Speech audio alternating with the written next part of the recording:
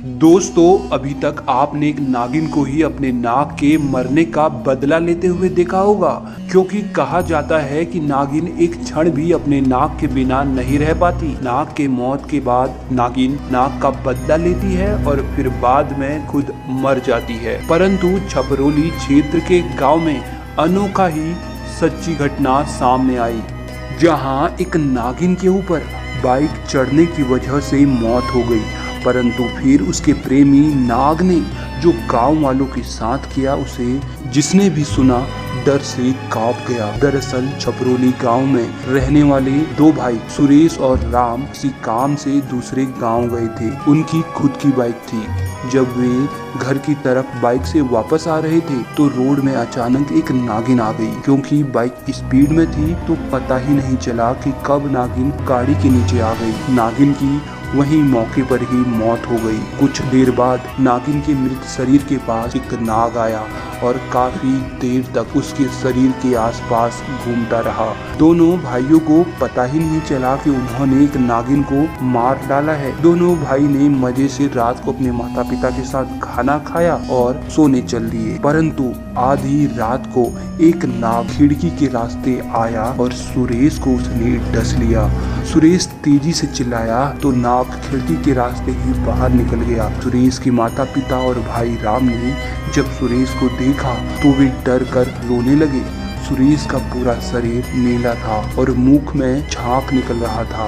अपने भाई को बचाने के लिए राम तुरंत बाइक लेकर गया और पास के ही प्रसिद्ध सपेरे को घर ले आया। सपेरा जानकार था। उसने तुरंत सुरेश के शरीर को देखकर ये बता दिया कि इसको एक नाग ने काटा है। सपेरे ने अपनी विद्या से ये जान लिया कि एक नाग ने बदले की आग में ये सब कुछ किया है। वह सपेरा राम और उसके माता पिता को बोलता है कि आपका यह लड़का सुरेश तो कब का शरीर त्याग चुका है, अब किसी भी हालत में इसे जिंदा नहीं किया जा सकता। परंतु आपके दूसरे बेटे राम को भी जान का बड़ा खतरा है, क्योंकि इन्होंने एक नागिन की हत्या करी है। उसका नाग आपके दोनों बेटे को मारना चाहता है और एक को मारने में वो सफल भी हो गया है। अब अगर आपने अपने दूसरे बेटे राम को बचाने के लिए कुछ नहीं किया तो इसके भी प्राण चले जाएंगे।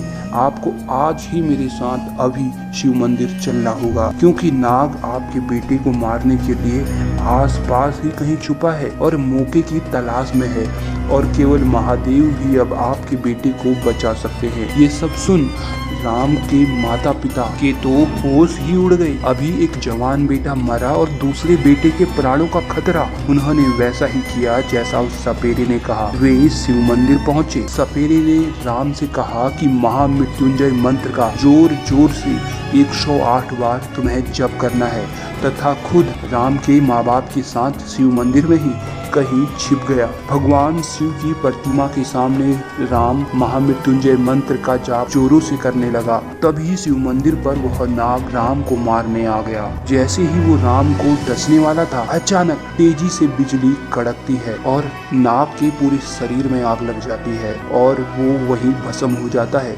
महादेव शिव ने राम की जान बचा ली थी। सपेरे और राम के माँ बाप ये सब देख रहे थे। जब राम का 108 महामृत्युंजय मंत्र जाप पूरा हुआ तो उसे सारी घटना सुनाई तो वो हैरान रह गया। उस नाग से उसे भगवान शिव ने ही बचाया था। सभी ने महादेव को प्रणाम किया और राम को एक सबक भी मिल गया कि गाड़ी चलाते समय हमें सावधान जरूर रहना चाहिए, कहीं हमारी लापरवाही की वजह से किसी बेजुबान मासूम की जान ना चली जाए।